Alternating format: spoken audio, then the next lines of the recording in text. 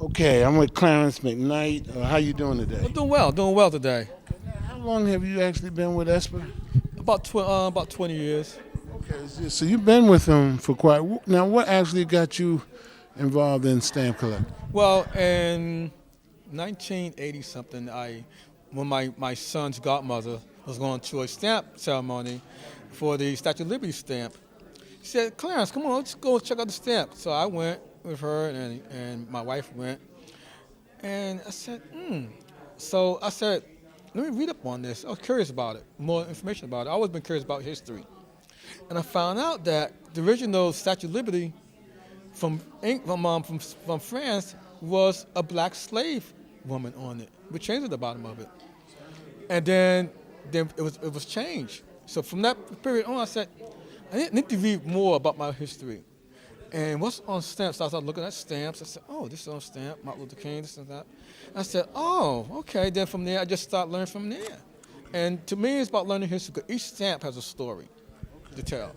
So now you do a lot of work with children, don't you? Oh, that's my favorite, working with kids. Teaching kids, my thing is that what's good about knowledge if I can pass it on to a child? You know what I mean? And pass it on to them, and they learn because they learn their black history. You have to know where you came from to know where you're going. That's my philosophy. How do you introduce it to kids? I just do kids by taking the stamps and making them large for them, tell them the history about the person on the stamp. And at the same time, I become childlike in a little bit because I try to make it fun for them. I don't go in wearing a suit. I dress very casual to not intimidate them. Make it fun for them. I tell them about me. I tell them about how I start collection and how to get started and how so much fun can be done with collecting stamps. Gotcha. So what do you think about this 25th anniversary? Because I saw you at the 20th. What do you think about the 25th too? That ESPER's been around that long. I mean, I never would have thought back in the day that we'll be 25 years because you don't know. But I mean, 25th anniversary, that's a milestone. We're the only black stamp club in the country that's recognized.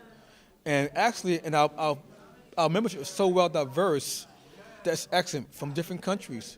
To have that, you can't, unbelievable.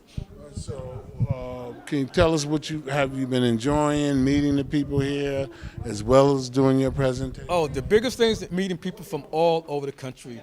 Years ago, it was mostly in New York and New Jersey and part of the East Coast. We have people from California, Nebraska. I mean, from all over, Memphis, Tennessee, Florida, Texas. To meet up people that you just see online or you see by writing them or talking to them. I mean, it's amazing. I mean, the first president of ESPER, Ernest Shanoff, we talking to him all the time. We've never met. And he's the third member to join the ESPER Club organization. Right, that's what he was saying. You know, so only him and Mr. Hayes is the only two founders left. There are only two left? Founders. Right. Right, because ESPER was number one, yet person number two, then number four is gone. Okay, excellent. Yeah. Excellent. All right, so can you tell us what you have in your hand? Out of my hand, I started designing posters. So you actually put the posters together? Start designing posters. I like doing this.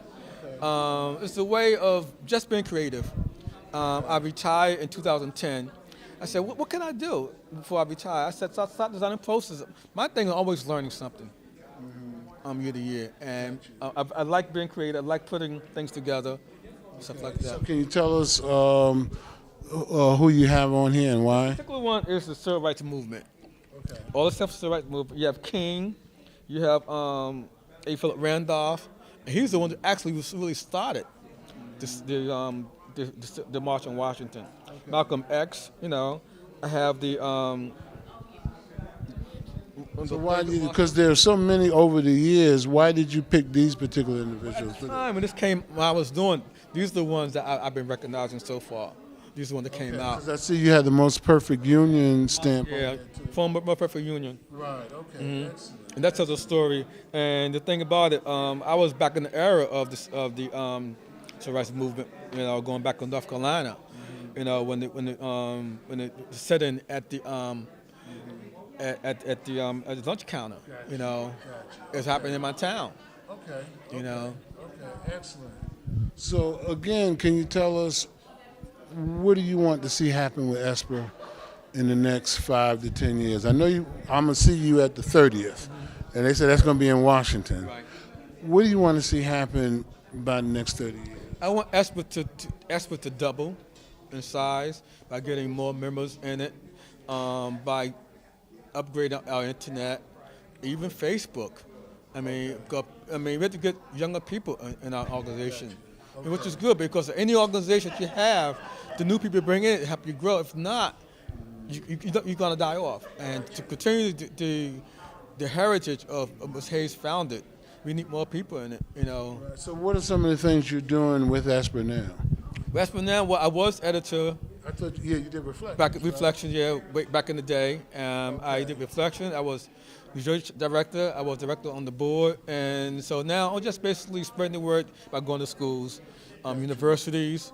I do exhibits all over the place with my collection, museums. And ESPER is always part of it. And I also leave flyers there too about ESPER. So what are some of the things you actually have in your collection now? If I were to come to your home and see your collection, what are some of the things you have? I have Black History stuff. I have Chinese New Year stuff. Okay. I have stuff from Europe. I have a lot of kids stuff because when I go to schools, I give them a little bit of everything. Got you. You know, I have Hanukkah, Okay. Kwanzaa, so that way. Are these stamps or are these just? Stamps. These are all stamps different? Right. Mm-hmm. Okay. Because I want to be well diverse in my collection. I'd say 80%, I'd say 60%, 70%, really 70% is African American. Gotcha. That women on stamps. So I just recently did Hispanic History Month with the 4 schools. Okay, so is your collection open to everyone, or so in other words, it's not just something at your house and you only show a little bit of it. You show people see everything. Everything. Well, at the event, it all depends what I'm doing. If I'm doing for Black History, I do Black History. So they'll see everything you Right. have in Black History. Right, but for little kids, I'll do Black History. I give them a little bit of stuff with dinosaurs, stuff like that. Get their minds interested. You know what I mean?